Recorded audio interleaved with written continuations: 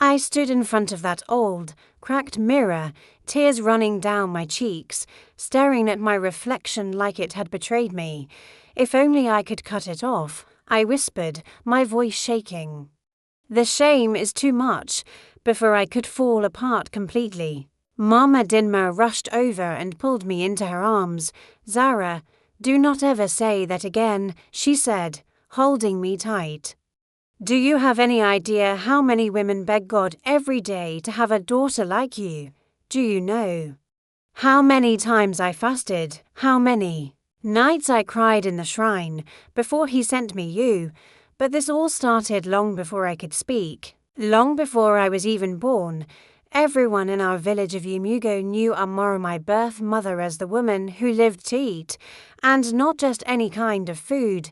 Her cravings were wild, expensive, and sometimes downright bizarre. She was young, beautiful, full of life. Her husband, Ok, was a hunter, a strong, respected man in our village. They had been married for 2 years before the good news came. Amara was finally pregnant. From the very first month, she started craving food like a firestorm. One early morning, she rolled on the floor clutching her belly and cried, Ok, I need roasted rabbit meat right now. Ok did not argue. He grabbed his tools and disappeared into the forest.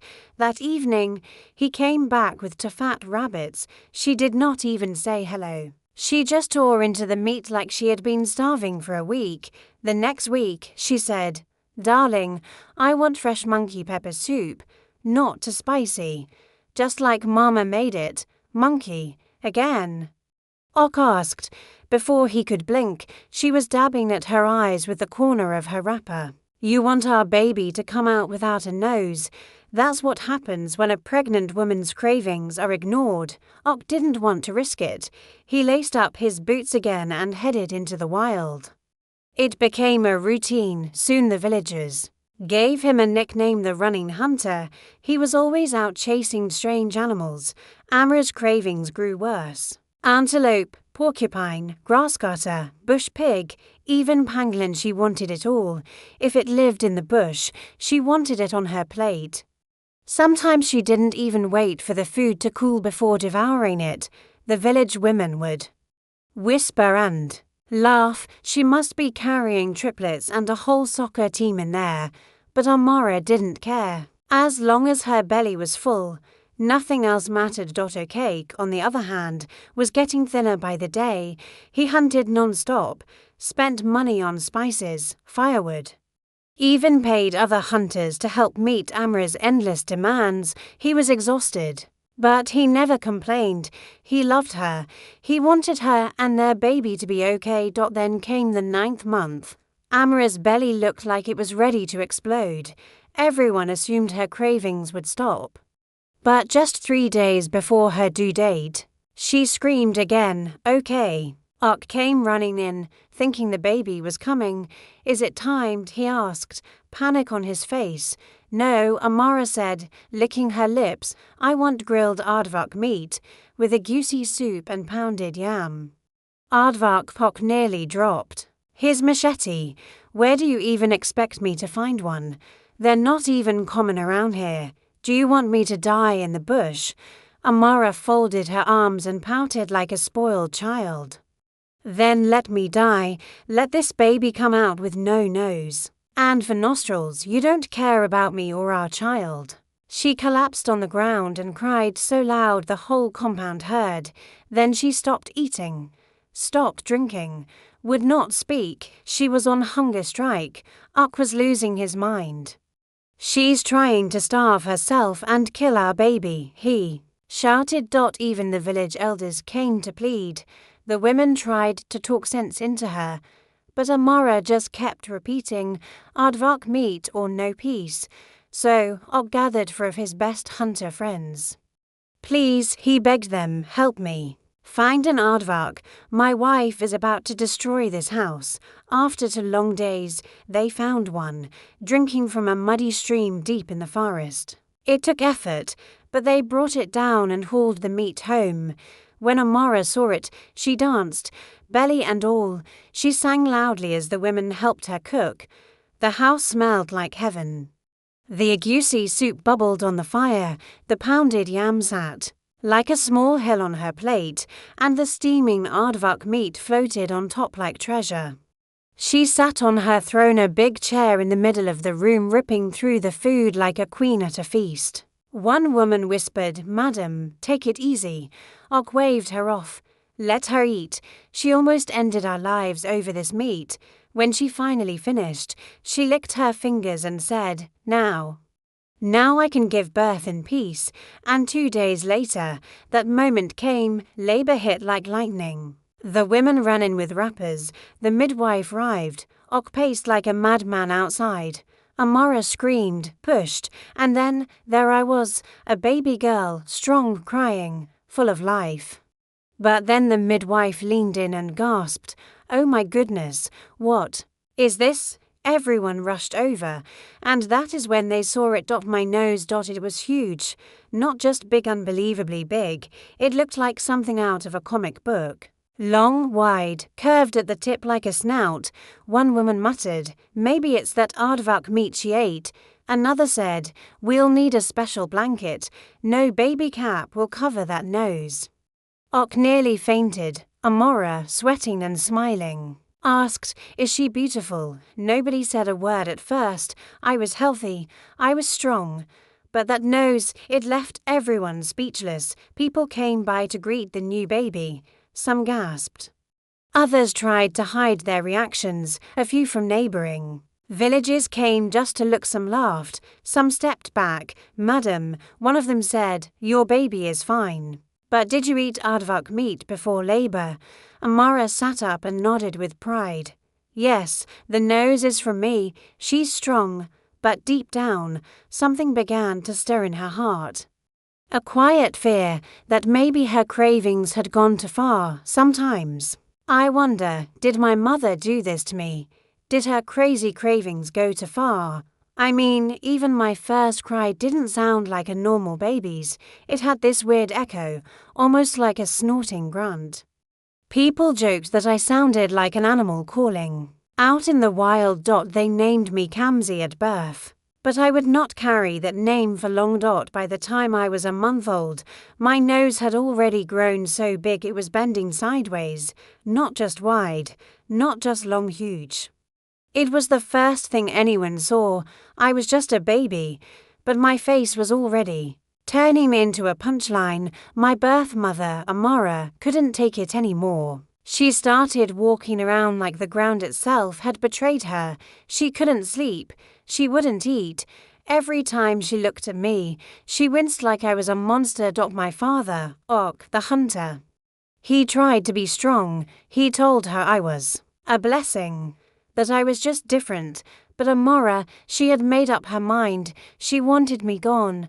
One morning, while I slept wrapped in soft cloth, she sat beside me and hissed, "You brought disgrace into my life. You turned me into a joke. People don't even see me anymore, they just see your ridiculous nose." That night, Amara did not sleep. She lay on her mat, wide-eyed, waiting for the chance to act. And when my father left early for hunting, she quietly stood up, tied me on her back, and slipped out of the house without a word. She walked deep into the forest. The air was still damp from morning dew, birds chirped above, and monkeys leapt from branch to branch. But Amara didn't stop. She just kept going until she reached a thick tree by a narrow path. She looked around, nobody, just trees and silence. She unwrapped me, stared at me for a long moment, and whispered, "One day you'll understand. One day you'll thank me." She placed me gently under the tree and covered me with a wrapper, probably hoping wild animals wouldn't notice. Then she ran back to the village. As soon as she arrived, she threw herself on the ground and screamed, "Help, my baby is gone." People came running. "What happened?" I went to fetch water. She cried, fake tears running down her face, and when I came back, she was gone. Someone shouted, "Kidnappers." Another said, "This is evil." Amara rolled in the dirt, pretending to wail, but deep inside, she was calm. No more shame. No more big nose, no more embarrassment. When my father returned from the forest and heard what happened, he dropped his hunting gear and shouted, "My baby! My daughter! Who took her?" He ran through the village asking questions, but no one had seen Amara leave. No one knew the truth. But far away, deep in the woods, I was still there. Wrapped in a dusty cloth, tiny arms waving, weak cries escaping. My throat, I was cold, hungry, and exhausted, my giant nose tilted awkwardly to one side. I could barely breathe properly through it.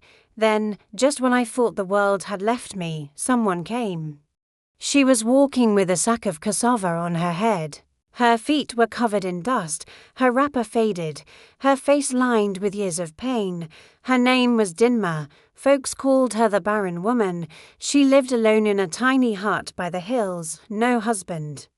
No children. People mocked her too. "You don't know the pain of childbirth," they would say.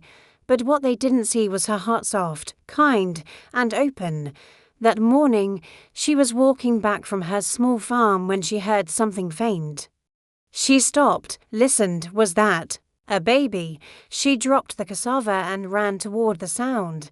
And there I was, small, crying, abandoned. She gasped when she saw me. "Who would do this?" she whispered. Then she saw my nose. She stared, but she didn't scream. She didn't back away. She just stood there, her tired eyes softening. Then, without a second thought, she scooped me up and hugged me tight. "Oh my God, who could do this to a child?" she said out loud. She looked around. "Is anybody here?" Silence, nothing but trees. She looked down at me again. I looked up at her through watery eyes. And then, for the first time in my life, I felt safe. She smiled. A small, tired smile. "I don't care what you look like," she whispered. "You are mine now." She tore a strip of cloth from her wrapper, tied me to her back, and carried me home. When we reached her little compound, she cleaned me up, fed me soft pap, wrapped me in something warm, and said, "You are beautiful. I don't care what anyone else says." She did not know my name, so she whispered, "I will call you Chizaram. It means God answered me." That night, Dinma did not sleep. She lay beside me, watching my tiny hands, listening to my breath. She was worried, of course. Who would leave a baby like that? Would they come back? Would someone look for me? She had no answers. But one thing was clear: she was not going to let me go. From that moment on, Chizaram was my name. But she always called me Zara for short, and that's who I became. I grew fast. My body was like any other child's. But my nose, it just kept growing. By the time I was 2. Folks started calling it a shadow before her face. Some said it looked like a trumpet. Others said it made me look like a cartoon. Dinma didn't care, not once. She raised me like I was royalty. She would say, "You're my sunshine, my miracle, my answered prayer."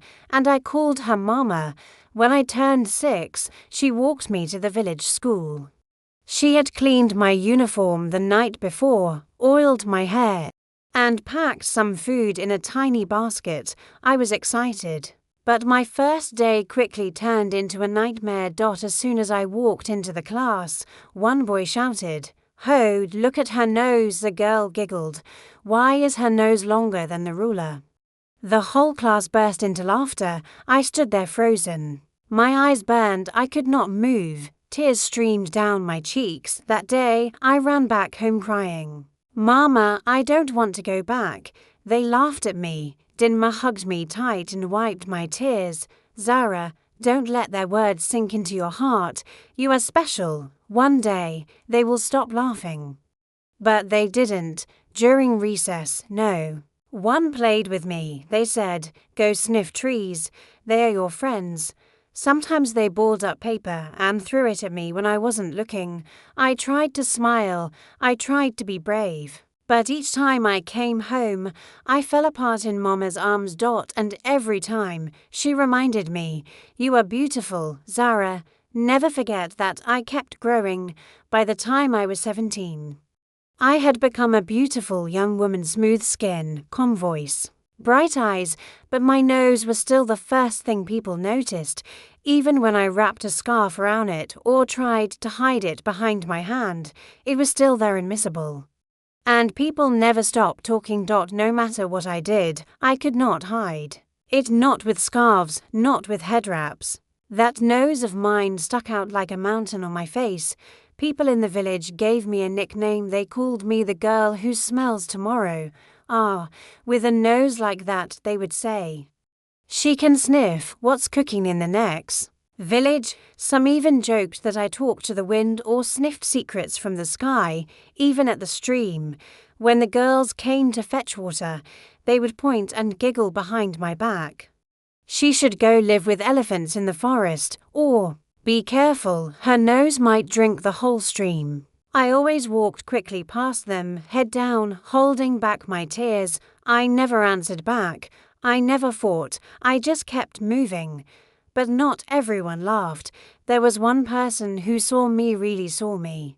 His name was Aura. He was the most handsome and wealthy gold seller in the village. Tall, light-skinned, always dressed in fine clothes. His gold chain sparkled in the sun. Every girl in town dreamed of becoming his wife. Whenever Aura passed me on the road, he would smile and greet me gently. "Hello, Zara." I would nod quickly and walk faster. Part of me always wondered, why is he talking to me? Why isn't he laughing like the rest? But he never stopped, week after week. He sent food to our small house, bags of rice, beans, fresh yams, even milk and soap. One day I asked Mama, "Who's sending all these things?" She smiled softly. "It's Aura. He likes you." I turned away. "He doesn't like me. He's just pitying me." Mama touched my arm. "Not everyone sees what others see. That boy is different." I stared at the floor. "But Mama, look at me. Look at my nose. No man wants a girl like me." She took my hand and held it gently. "Zara, do not say that. You are worthy of love. You are beautiful. Even if your nose reaches the clouds, you are still the child I prayed for." But I did not believe her. Not deep down. I was scared. I felt less than everyone else. One hot afternoon, while I helped Mama peel cassava in the yard, we heard loud voices. 3 young women were marching toward our compound like they owned the place. I recognized the one in front instantly, Chisholm. She was Aura's girlfriend, or at least the one who claimed him. She was tall, sharp-tongued, and full of pride. Her 2 friends followed behind like loyal shadows as they walked in. Chisholm clapped her hands loudly and shouted, "So this is where the elephant girl lives." I froze. She scanned me from head to toe and hissed, "You think just because Aura sent you a few bags of rice, you're his wife now?" One of her friends laughed. "With a nose that big, she'll sniff all his food before they even cook it." Another added she should go marry an elephant in the forest. That would suit her. I whispered to Mama, my eyes filling with tears, "Please tell them to leave." Chisholm turned her fire toward Mama. "Old woman, warn your daughter. Tell her to leave my man alone." Mama stood up slowly. Her wrapper was old, her hands were dusty, but her voice was strong and steady. "My daughter did nothing wrong," she said. "We never asked for Aura. He came to us." Chisholm laughed like a hyena. "Oh, I'm sure he did. Maybe he's into zoo animals. And you should go adopt a monkey next." I could not hold it anymore. "Please leave," I begged. "Just go." As they turned to walk out, Chisholm called back, "Stay away from my man, elephant girl, or next time I won't come with words, I'll come with a cane." When they were gone, I ran inside and slammed the door behind me. I dropped to the mat and curled up, heart pounding. Mama followed me quietly and sat beside me. She said nothing at first, then gently reached out and touched my hand. "My daughter," she said softly, "do not let the words of others become the mirror you look into. You are fearfully and wonderfully made." Tears spilled down my cheeks. Mama, I did not ask to be like this. Why did my real mother not want me? Why did she throw me away? Maybe she was right.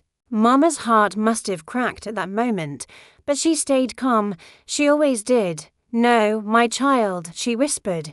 Your real mother threw away a diamond without realizing it.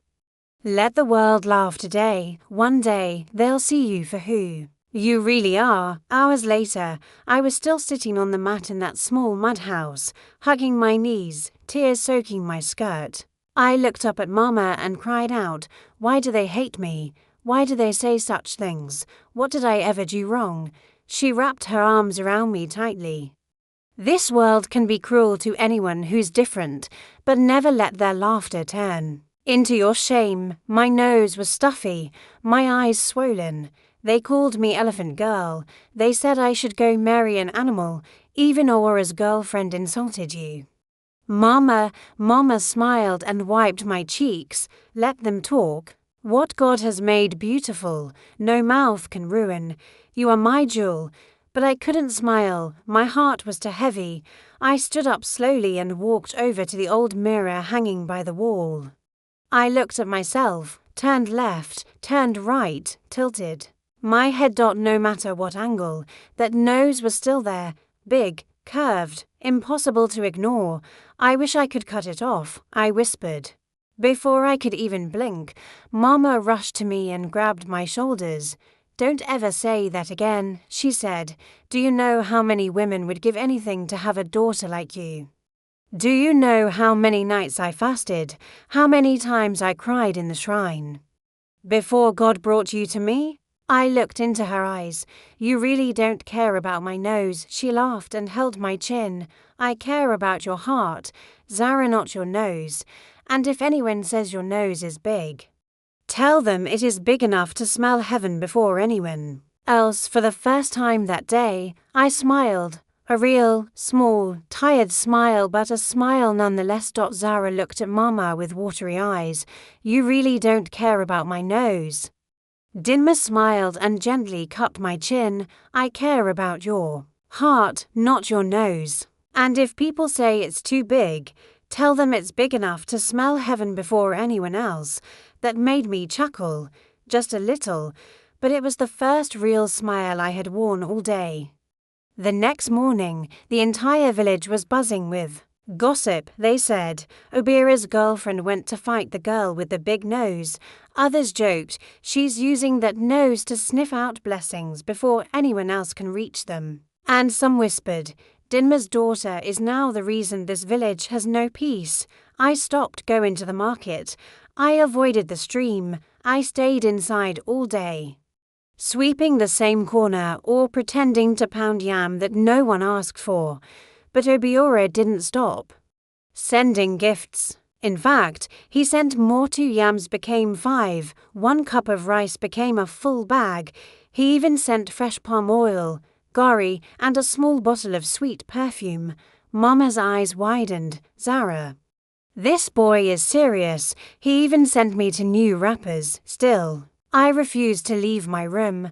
I don't want anything from him, I said. Mama sighed. My daughter, how long will you keep punishing yourself? Can't you see he's not looking at your nose? He's looking at you. I shook my head. I'm not the kind of girl he should marry. I'm just a walking joke. That evening, Mama was out back washing bitter leaf when I heard a soft knock on the door. Knock, knock. I peeked through the curtain. It was him, Obiora. My heart nearly leaped out of my chest. Mama, I called in a whisper. He's here. Dinma rushed in, hands still wet. Who? It's Obiora. She grinned. Let me go greet him like a proper mother-in-law. Mama, please don't embarrass me, I begged, but it was too late.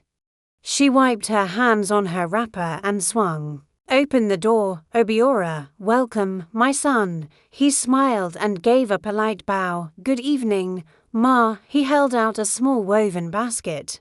Inside was a roasted chicken, ripe plantains, and a packet of chin-chin. God will bless you, my son, Mama said, surprised. Obiora looked around. Is Zara home? I froze behind the curtain. Mama smiled. She's here. Just shy, Obiora nodded. Tell her I only came to greet her, no pressure. And with that, he left. When Mama shut the door, she turned to me beaming. Did you see that a fine boy like that, rich, respectful, he came just to say hello? I sat down, biting my lip. He'll get tired one day, he'll leave, maybe. Mama said, but not because of your nose. Don't push away people who truly care, life's too short. A few days later, I was helping Mama at the stream when Chisholm returned Obira's girlfriend along with her. Too loud. Friends, they dropped their buckets, looked straight at me and smirked. One of them said, so that's the nose that captured a rich man. Chisholm stepped forward. You really have no shame. After everything I said, I stood my ground. I didn't beg him for anything. But you took the gifts, you and your starving mother. That hit deep. My fists clenched. Do not talk about my mother like that. Chisholm laughed. Or what? You'll hit me with that nose. They all laughed again. Stay away from Obiora, she hissed. Next time I won't come with words. Tears welled up in my eyes as I grabbed the wet clothes and ran. No one helped. No one spoke. The other women at the stream just stared. Back home, I collapsed. I didn't ask for this nose. I didn't ask for this life. Mama wrapped her arms around me once more. Zara, maybe you weren't born to be normal. Maybe you were born to be extraordinary. I blinked. What do you mean? She smiled. One day, you'll understand. After many talks, quiet nights, by the fire, and Mama's endless faith in me, I finally let her words sink in. You deserve to be loved, Zara, she said. Obiora loves you. Nose and all. Do not let fear stop you from being happy. I looked at her, tears in my eyes, and nodded. I will marry him, I whispered. Mama screamed for joy and danced across the room. Thank you, God, my daughter. We'll wear a wedding gown. The wedding was like nothing our village had ever seen. People travelled from nearby towns just to catch a glimpse.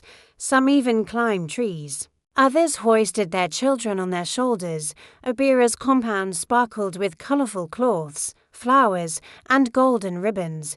There were big pots of rice, jollof, egusi soup, bushmeat, everything. But it was me they stared at. I stepped out. In a flowing white gown, my nose was not hidden. In fact, it was decorated, shimmering gold rings laced over it in a beautiful design. I walked slowly, gracefully, holding Obira's hand. Is that not the same girl we used to laugh at? Someone whispered, she looks like a queen. Another said, even city women do not shine like this. I heard them, but I did not care. I smiled, not in pride, but in peace. After the wedding, we moved into our new home, a mansion, the biggest house in the village, tiled floors, big chairs, a tap that brought clean water. The girls who used to laugh at me now waved from a distance with fake smiles, but I did not need many friends. I had Mama, I had Obiora, that was enough. Then something strange happened. The sky stopped giving rain, the farms dried, rivers shrank, famine came. People cried there was no food, no water, even the rich suffered. But in our home, we had plenty.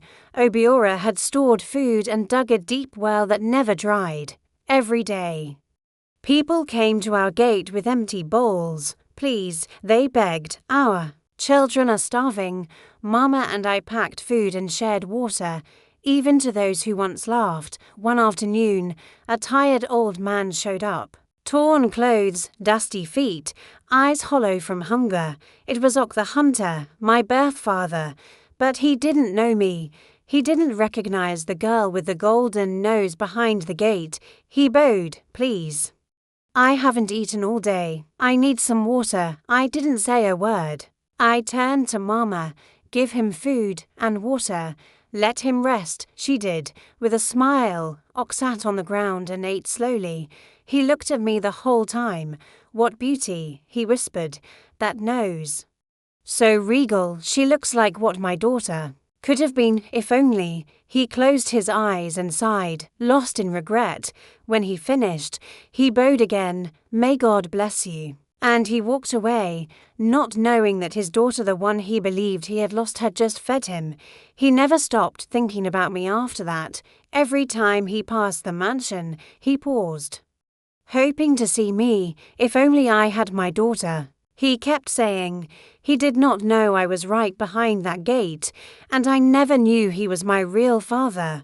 One day, Alucci and the same girls who mocked me came to beg for food. They came with shame written all over their faces.